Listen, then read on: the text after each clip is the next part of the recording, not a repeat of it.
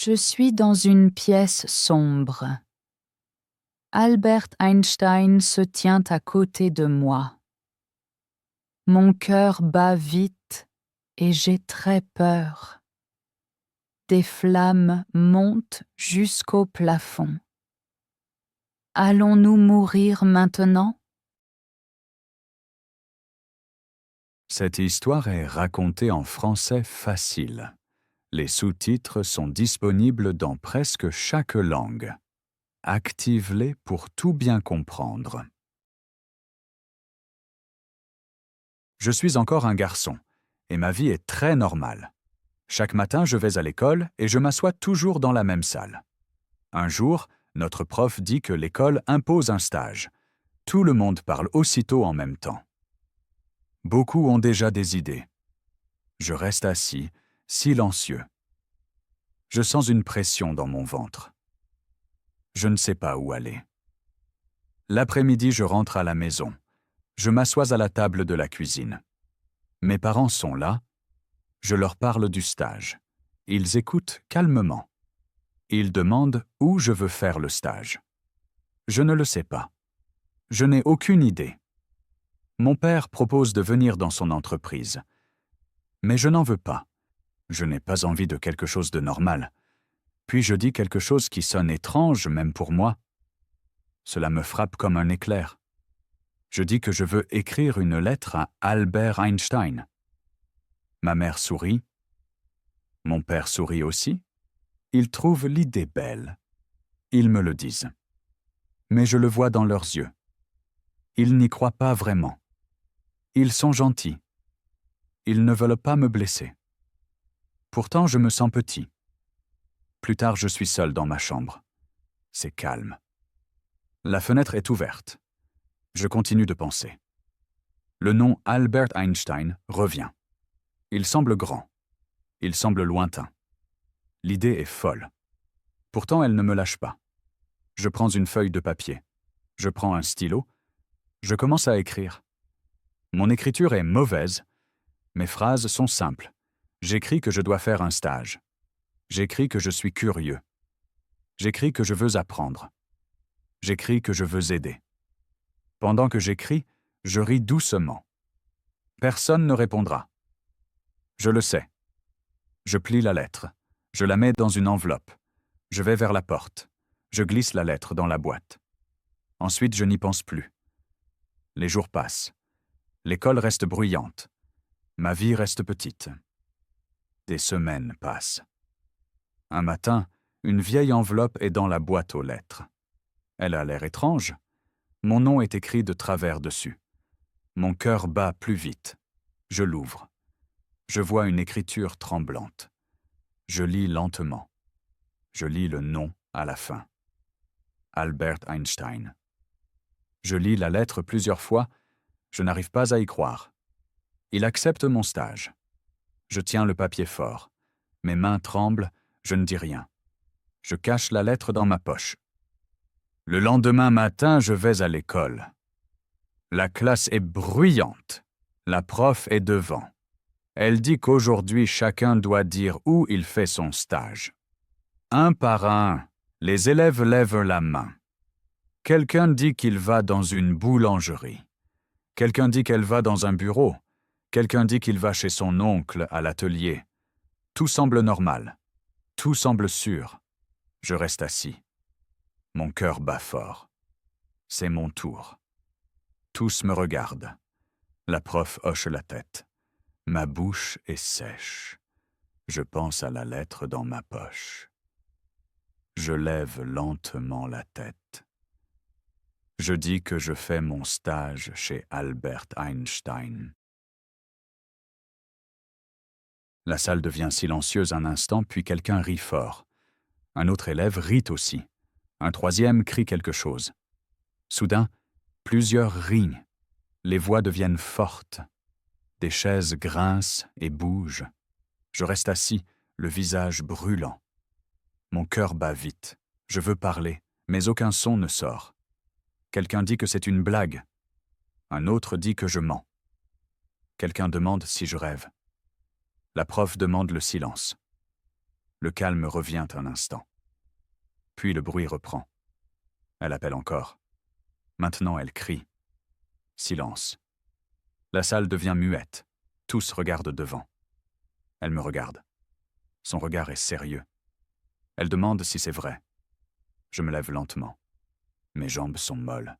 Mes mains tremblent. Je fouille ma poche. La lettre est là. Le papier est vieux. Je le serre fort. Maintenant, j'avance devant. Tout le monde me regarde. Je pose la lettre sur la table. La prof la prend. Elle lit lentement. Son front se plisse. Elle lit le nom. Albert Einstein. Elle continue de lire. Elle ne dit rien. La salle est muette. Personne ne rit plus. Elle relève la tête. Elle me regarde. Puis elle regarde la classe. Elle dit que c'est vrai. Quelques élèves ne disent rien. Certains détournent les yeux. D'autres me fixent. Quelqu'un chuchote « Waouh !» Un autre demande comment c'est possible. Je reste là, et je respire fort. Je ne sais pas quoi sentir. La joie est là. La peur aussi. Le cours continue. Mais rien n'est normal. Je n'entends pas les mots. Je vois des visages. Certains sont durs. Certains sont curieux. Certains semblent gentils. Je me rassois à ma place. Ma tête est pleine. Après l'école, je sors. L'air semble différent. Des enfants marchent près de moi. 2 rient et disent quelque chose de méchant. J'entends mon nom. J'accélère le pas. Puis quelqu'un vient vers moi. Il dit que c'est cool. Il dit qu'il me croit. Ça fait du bien. Un autre élève demande la lettre. Je ne dis rien. Je continue ma route. En rentrant, je pense beaucoup. Je pense à la salle.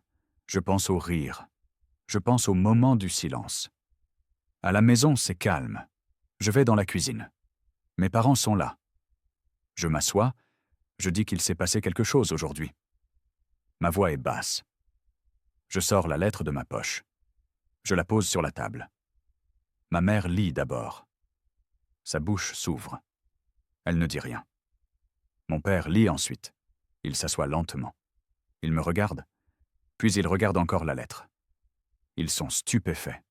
Ils demandent si c'est une blague. Je secoue la tête. Je parle de la classe. Des rires, du silence, de la prof.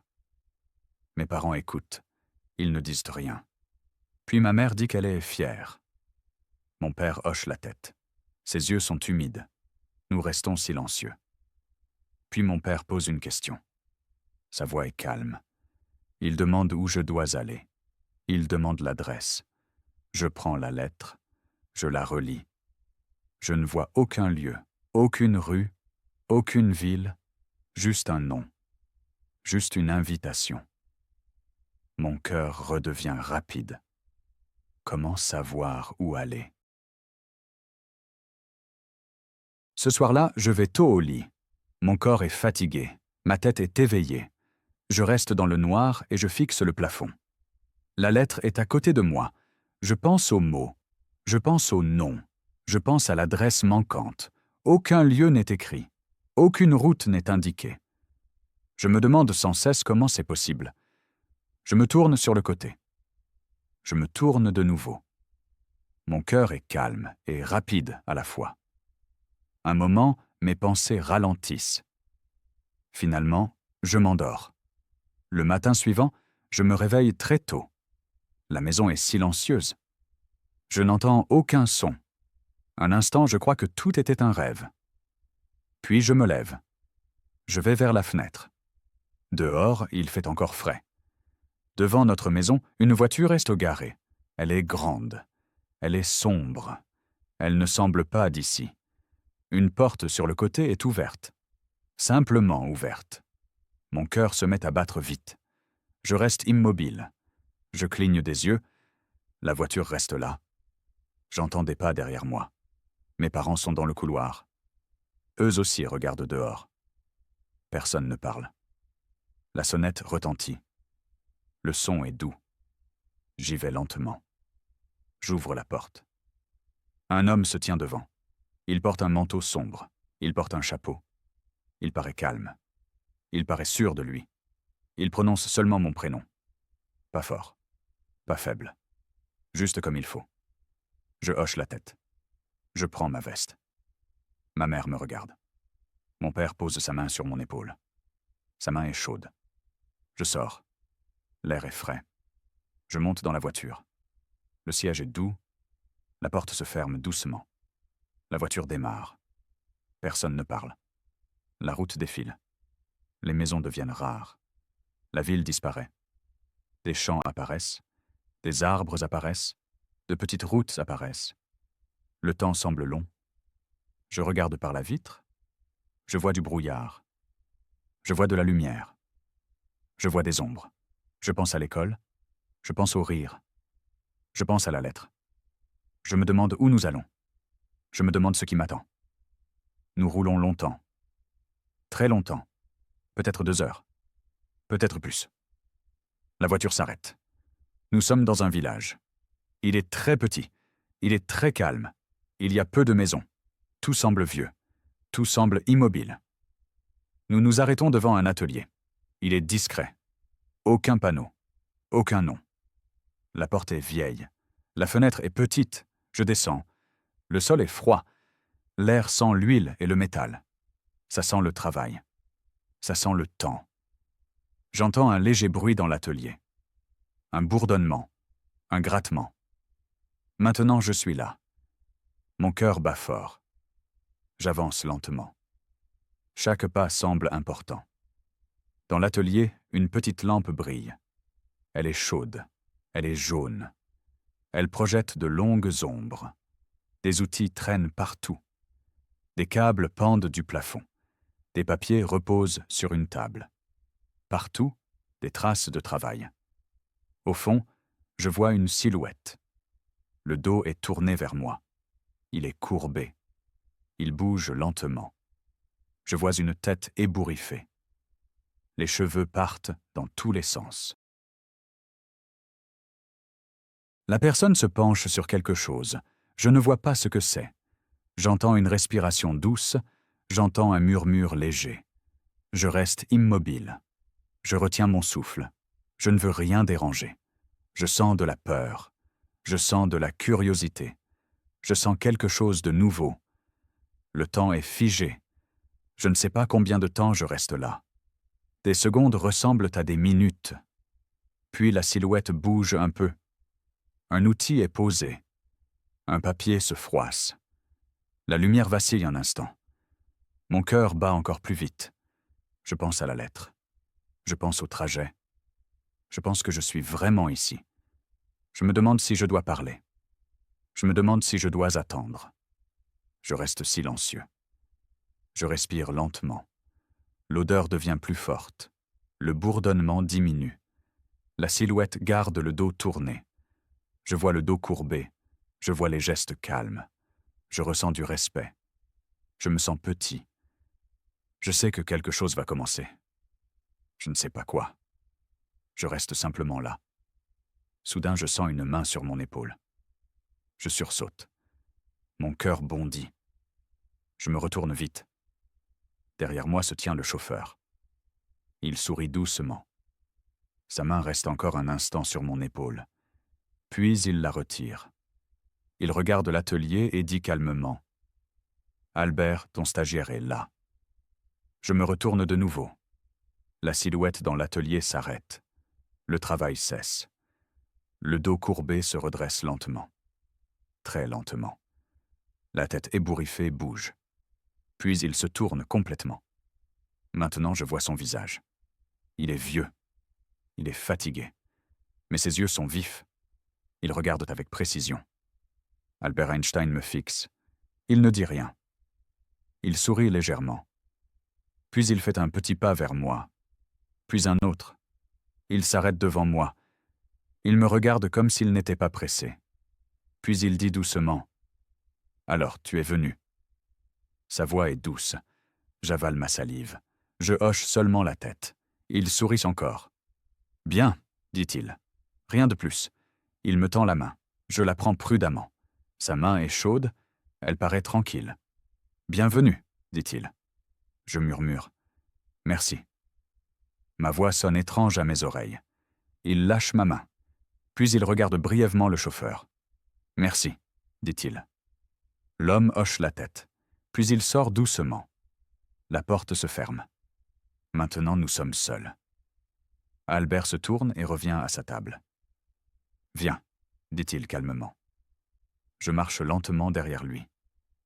Maintenant, je suis à côté de lui. La pièce paraît plus petite, plus chaude.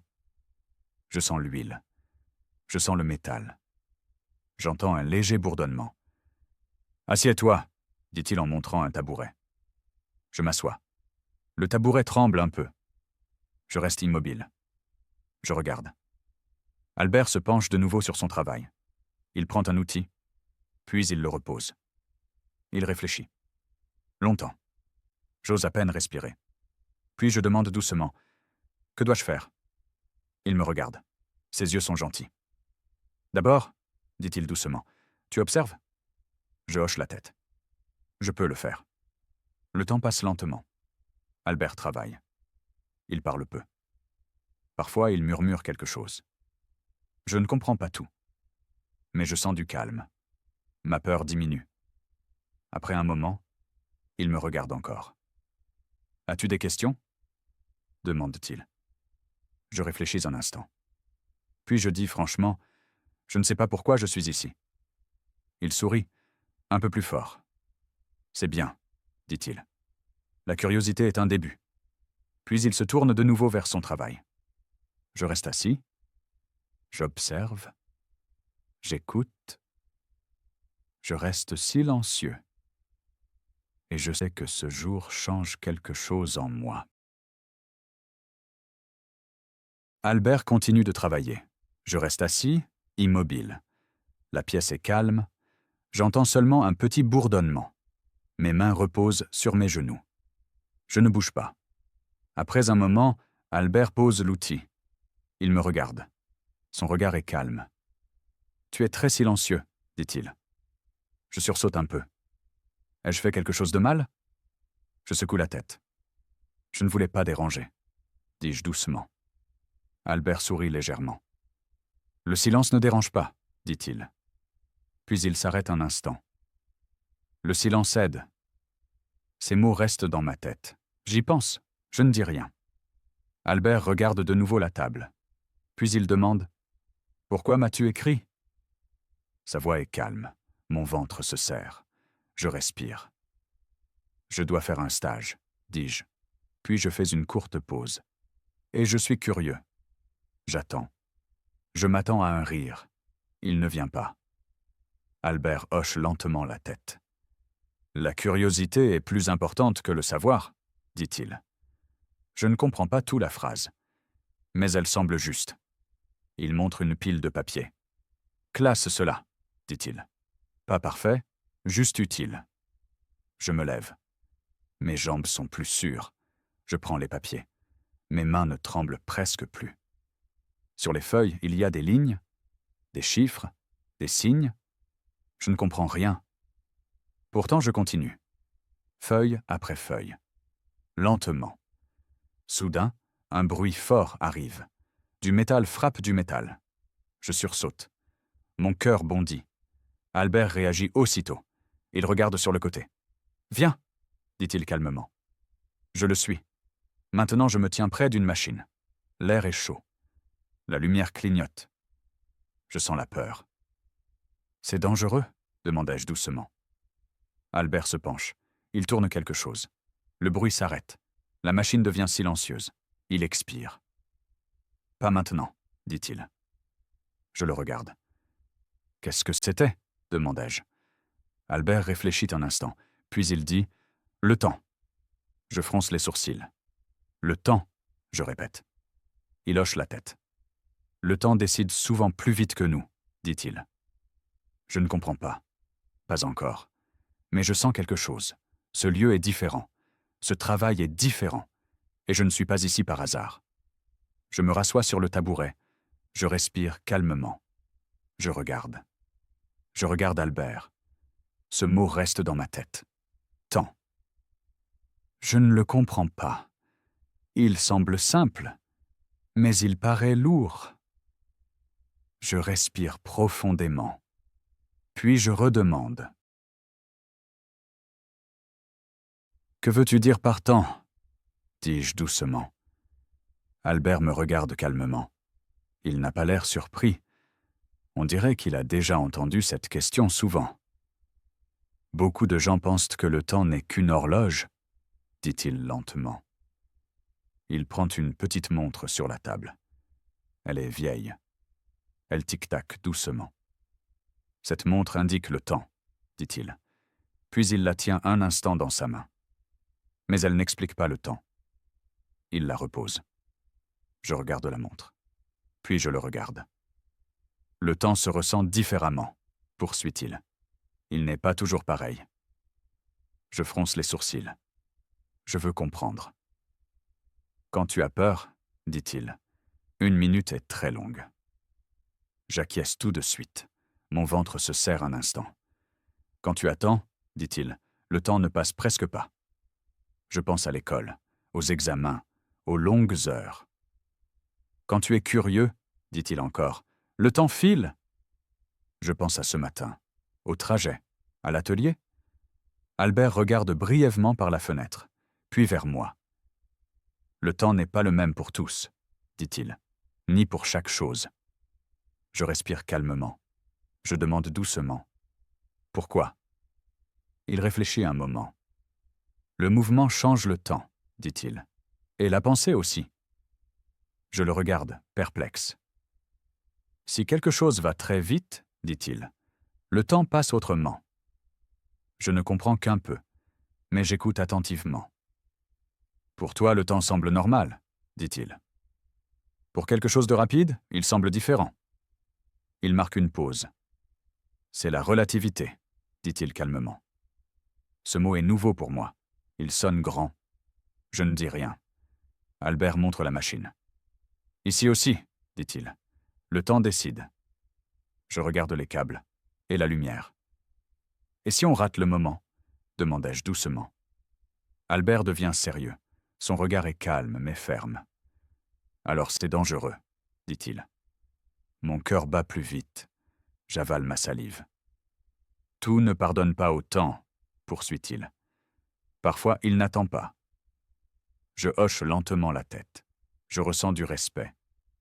Albert inspire profondément. Puis il se lève.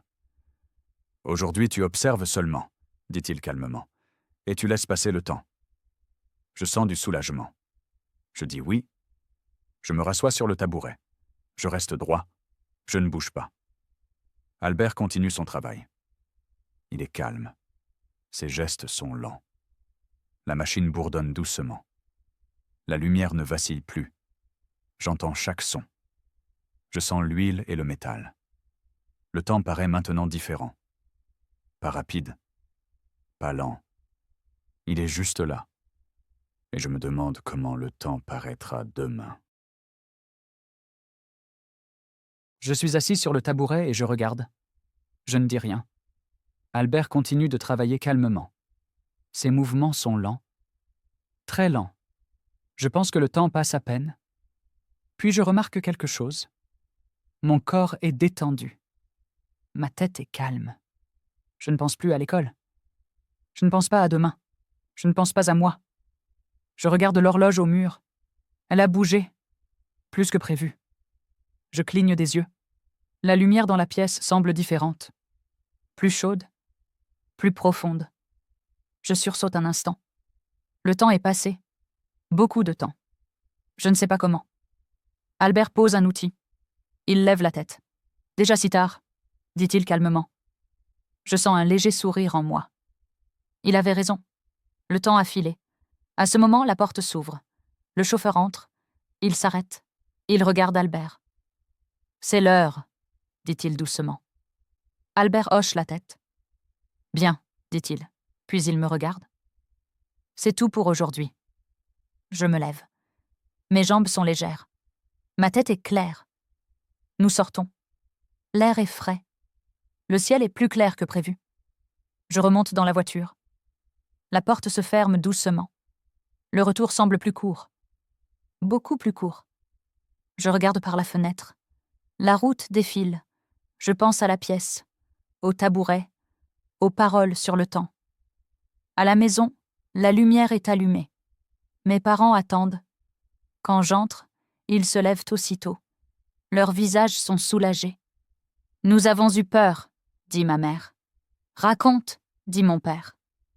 Je m'assois. Je réfléchis un instant. Puis je dis la vérité. Nous avons beaucoup parlé du temps. Mes parents se regardent. « Et sinon ?» demande mon père. Je hausse légèrement les épaules. Sinon, je suis restée sur un tabouret et j'ai regardé. Silence. Ma mère fronce les sourcils. « Toute la journée ?»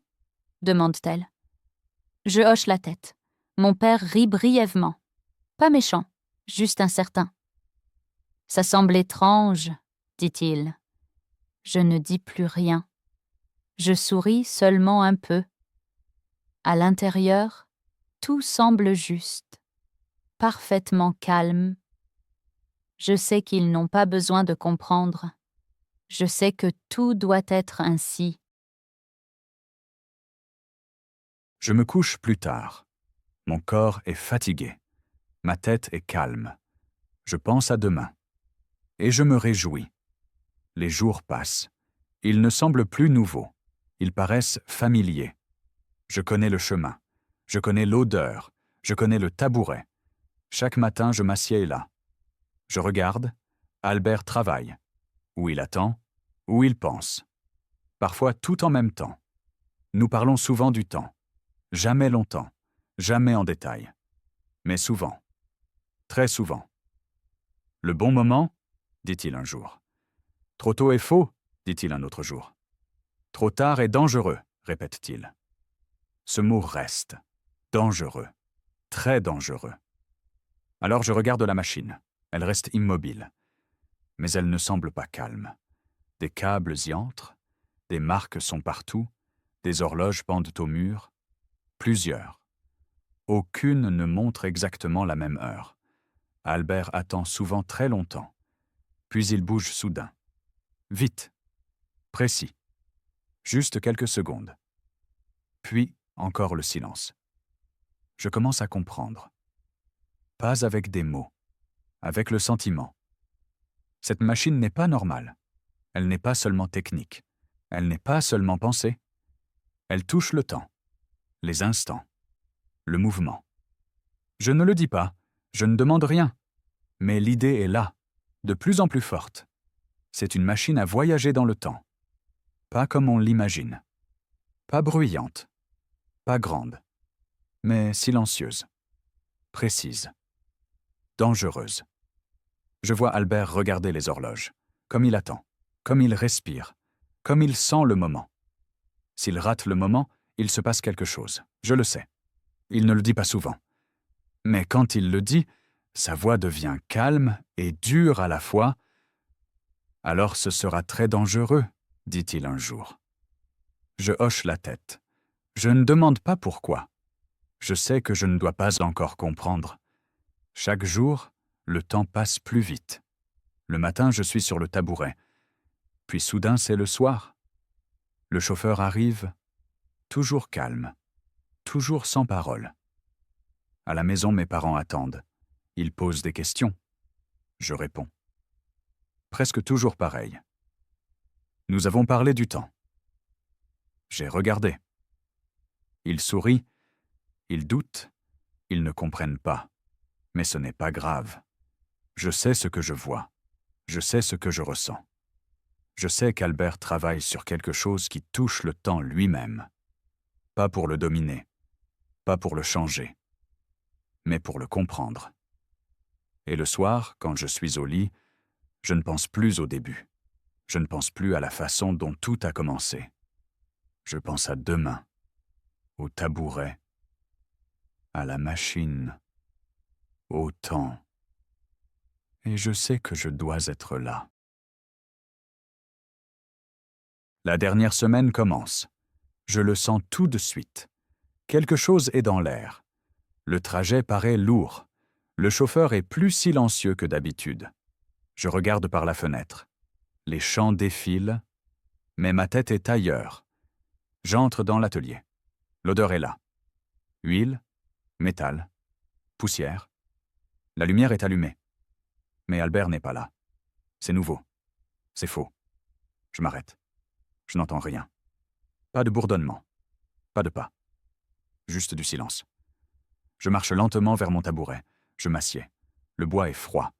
Je pose les mains sur mes genoux. J'attends. Le temps passe lentement.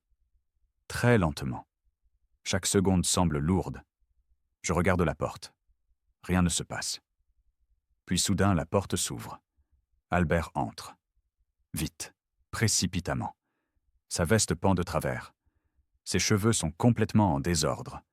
Son visage est pâle. Ses yeux sont rouges. On dirait qu'il n'a pas dormi depuis des nuits. Il s'arrête un instant. Il me regarde. Son regard est différent, urgent, agité. « Viens », dit-il aussitôt. Je me lève. Mon cœur bat fort. « Tu veux enfin comprendre de quoi il s'agit » demande-t-il. J'avale ma salive. Je hoche la tête. Il se tourne et part vite. Pas vers l'établi. Pas vers la petite machine. Vers la porte au fond de l'atelier. Cette porte était toujours fermée. Chaque jour. Sans exception. Il l'ouvre. De l'air chaud m'arrive. Un bourdonnement profond remplit la pièce. Nous entrons. La salle est grande, beaucoup plus grande que tout ce que j'ai vu. Le plafond est haut. Les murs sont couverts de câbles. Partout pendent des horloges. Grandes, petites, anciennes, nouvelles. Aucune ne montre la même heure. Et au centre, elle se tient. La machine. Pas petite, pas silencieuse. Elle est immense, 3 fois plus grande que l'autre. Des plaques de métal brillent, des lumières clignotent lentement. Un son grave emplit l'air. Je peux à peine respirer. Albert s'arrête. Il regarde la machine. Longtemps. Puis il me regarde. « C'est ça, » dit-il calmement. Je ne dis rien. Ma tête est vide. « C'est sur ça que je travaille, » poursuit-il. « Depuis de nombreuses années. » Il avance de quelques pas. Sa voix devient plus rapide.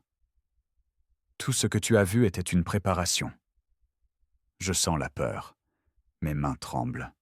« Aujourd'hui, » dit-il doucement, « le moment peut venir. » « Quel moment ?» demandai-je. Ma voix est à peine audible. Albert me regarde droit. « Le moment, » dit-il, « où le temps peut s'ouvrir. » Mon corps devient froid. « Je crois, » ajoute-t-il, « qu'il sera possible de voyager dans le temps aujourd'hui. » Je recule d'un pas. « Si je manque le moment, » dit-il calmement, « je mourrai sûrement. » Mon cœur bat follement. « Peut-être pas seulement moi, » dit-il. « Peut-être plus. » Il regarde brièvement la machine. Puis de nouveau moi. « Peut-être toute la Terre. » J'ai la tête qui tourne. « Alors arrête, » dis-je doucement. Albert secoue lentement la tête. « Je ne peux pas, » dit-il. Il inspire profondément. « Le temps est plus que l'on pense, » dit-il. « Ce n'est pas un outil. » Il pose une main sur la machine. Le temps gouverne l'univers. Les horloges tournent, chacune différemment. La salle semble vivante.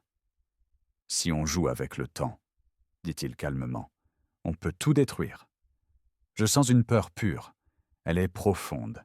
Elle appuie sur ma poitrine. « Mais, » dit-il, « si personne n'essaie, on ne comprendra jamais. » Il me regarde. Son regard est calme, déterminé. « Et je dois le faire, » dit-il.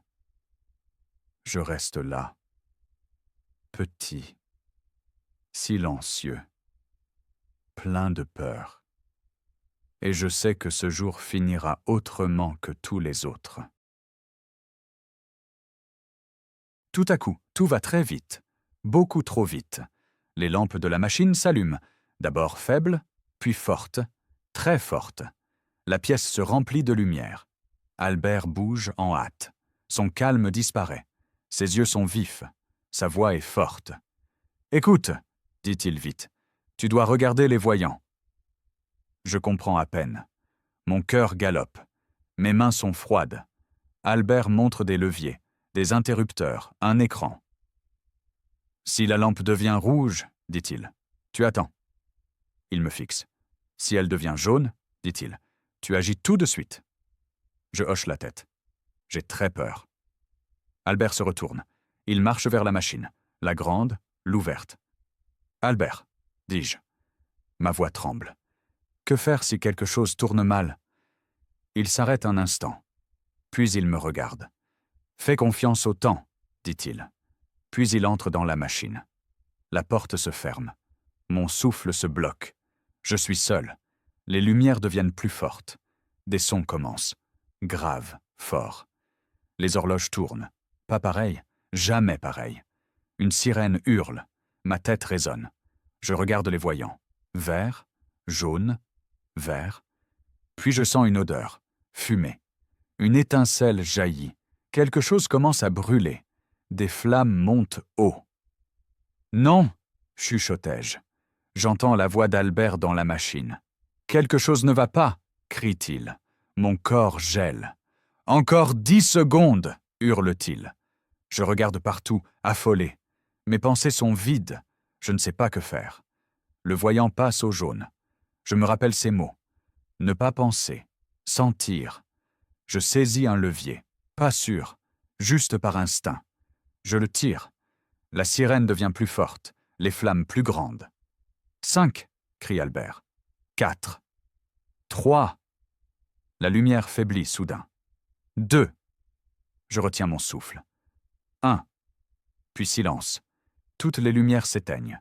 Tous les sons disparaissent. Aucun clignotement. Aucun bourdonnement. Seulement le silence. Je reste debout. Mes jambes tremblent. Mon cœur bat fort. « Albert !» criai-je. Pas de réponse. J'attends. Des secondes. Des minutes. Rien. Le temps paraît lourd. Très lourd. Je m'assieds par terre. J'attends encore. Ma peur grandit. 1 heure passe. Peut-être plus. Je ne sais pas. Mes mains tremblent.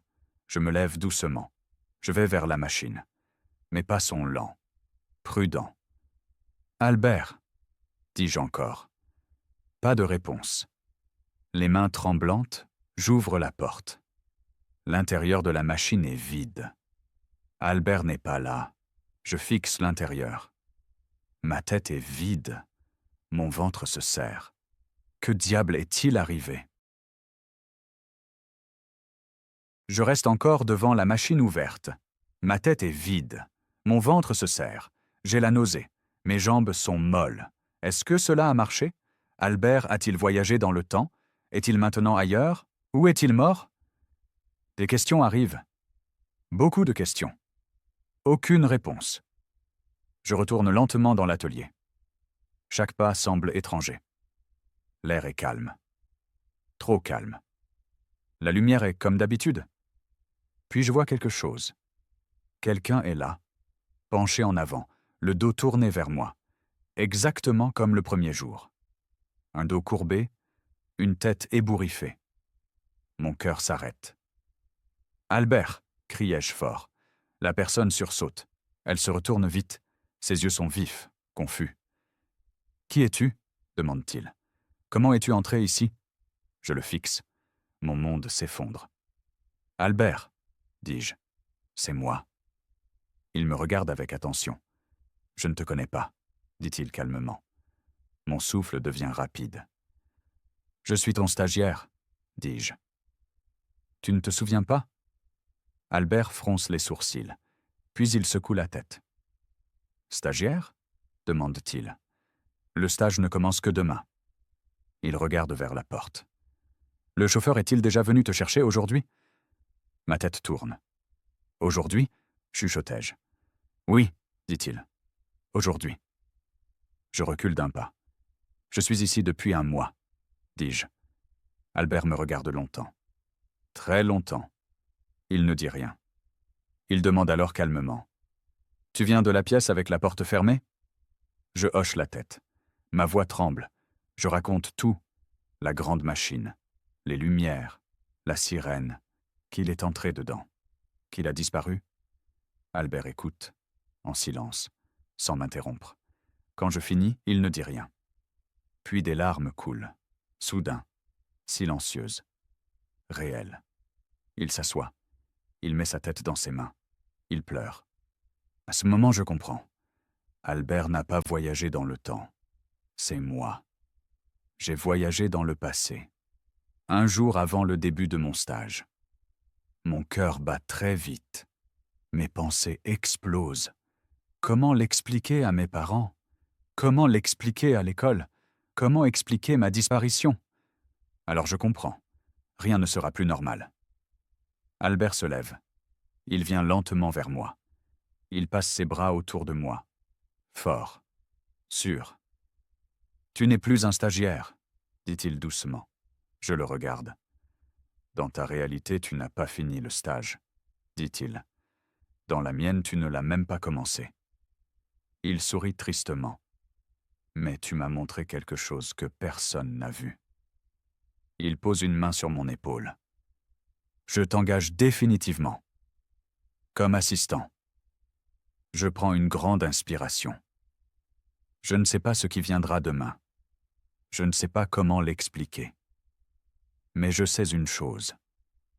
Ma vie vient de changer pour toujours. Et tout a commencé par une lettre.